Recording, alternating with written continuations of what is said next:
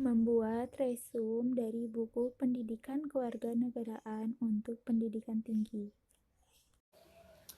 Assalamualaikum warahmatullahi wabarakatuh. Perkenalkan, nama saya Piska Listiani dari mahasiswa Politeknik Negeri Subang, Prodi Keperawatan dengan nomor NIM 10402022.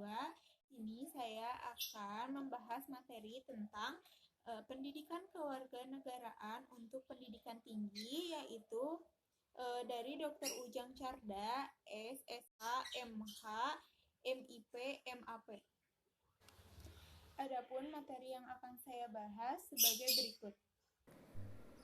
Bab 1 yaitu orientasi terhadap pendidikan kewarganegaraan. Dalam latar belakang pembelajaran pendidikan kewarganegaraan terdapat perubahan-perubahan di mana setiap bertambahnya tahun, di situ terdapat perubahan perkembangan dan pembelajaran di bidang pendidikan. Maka dari situ, pendidikan di Indonesia harus ditingkatkan agar tidak tertinggal. Mata kuliah kewarganegaraan adalah pendidikan yang mencangkup Pancasila, Undang-Undang Dasar Negara 1945, NKRI, Bhinneka Tunggal Ika, yang dimana untuk membentuk mahasiswa yang memiliki rasa kebangsaan dan cinta tanah air dalam mewujudkan kehidupan sehari-hari. Landasan-landasan pendidikan kewarganegaraan terdiri dari landasan ilmiah, landasan hukum, dan landasan historis. Landasan ilmiah terdiri dari dasar pemikiran pendidikan kewarganegaraan, objek pembahasan pendidikan kewarganegaraan, dan rumpun keilmuan pendidikan kewarganegaraan.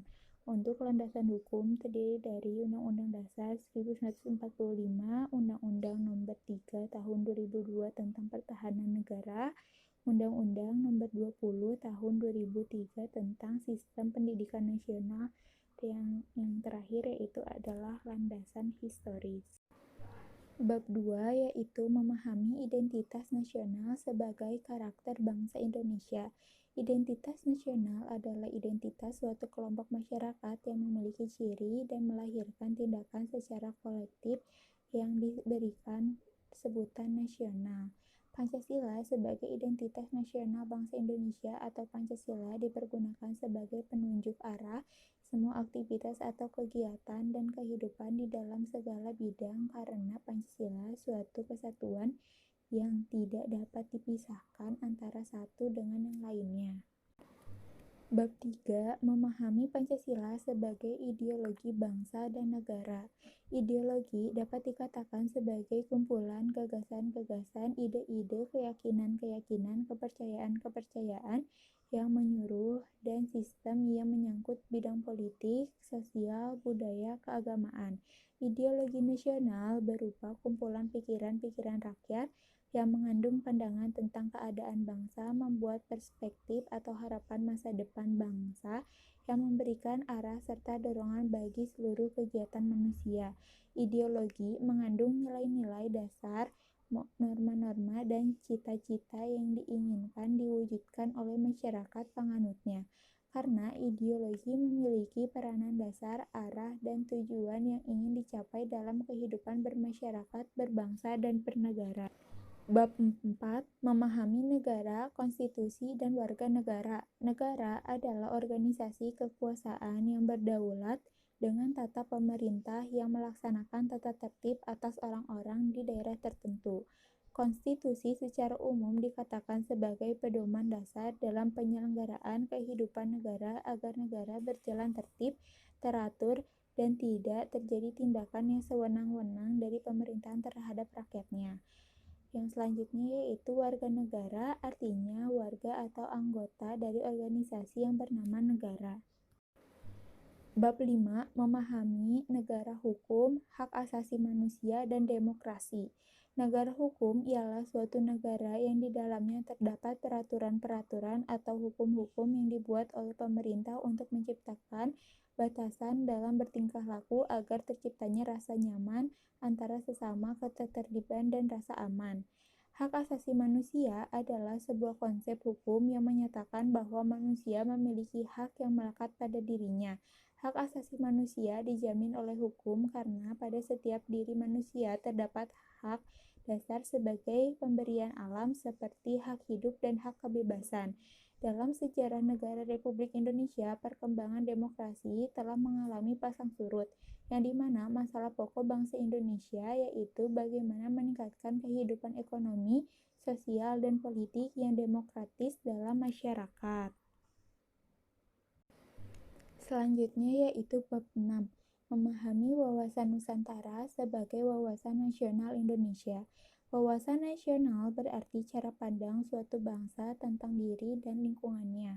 Wawasan Nusantara mempunyai arti cara pandang bangsa Indonesia tentang diri dan lingkungannya berdasarkan Pancasila dan Undang-Undang 1945 serta sesuai dengan geografis wilayah Nusantara yang menjiwai kehidupan bangsa dan mencapai tujuan atau cita-cita nasional. Wawasan Nusantara bertujuan untuk mewujudkan nasionalisme yang tinggi di segala aspek kehidupan rakyat Indonesia. Wawasan Nusantara berfungsi sebagai pedoman, motivasi, dorongan, serta rambu-rambu dalam menentukan segala kebijakan, keputusan, tindakan, perbuatan bagi penyelenggaraan negara dan daerah bagi seluruh rakyat Indonesia dalam kehidupan bermasyarakat, berbangsa, dan bernegara. Selanjutnya ada bab 7 yaitu memahami ketahanan nasional dan integritas nasional Indonesia. Ketahanan nasional dan kondisi dinamis bangsa Indonesia yang memberikan keuletan dan ketangguhan dalam menghadapi serta mengatasi segala bentuk ancaman, gangguan, ataupun hambatan dari dalam maupun luar negeri. Unsur-unsur ketahanan nasional yaitu terdiri dari ketangguhan, keuletan, identitas, integritas, ancaman, gangguan, hambatan, dan tantangan. Integritas nasional adalah upaya menyatakan seluruh unsur suatu bangsa dengan pemerintahan dan wilayahnya. Selanjutnya adalah terdapat kesimpulan yang diambil dari resum buku ini, yaitu dalam keseluruhan buku ini mempelajari tentang pembelajaran pendidikan kewarganegaraan di mana bertujuan untuk landasan dan pembelajaran pendidikan kewarganegaraan untuk mahasiswa. Selanjutnya, memahami tentang bangsa dan bernegara, ideologi bangsa Indonesia, memahami tentang negara dan warga negaranya. Selain itu, memahami tentang negara hukum Indonesia dan juga wawasan Nusantara. Dari buku ini, kita dapat memahami lebih banyak lagi pengetahuan tentang kewarganegaraan yang dimana kita dapat menetapkan pada kehidupan sehari-hari agar kita lebih mencintai negara dan seisinya. Terima kasih, cukup sekian resum dari saya. Mohon bila ada kesalahan ya. Dadah.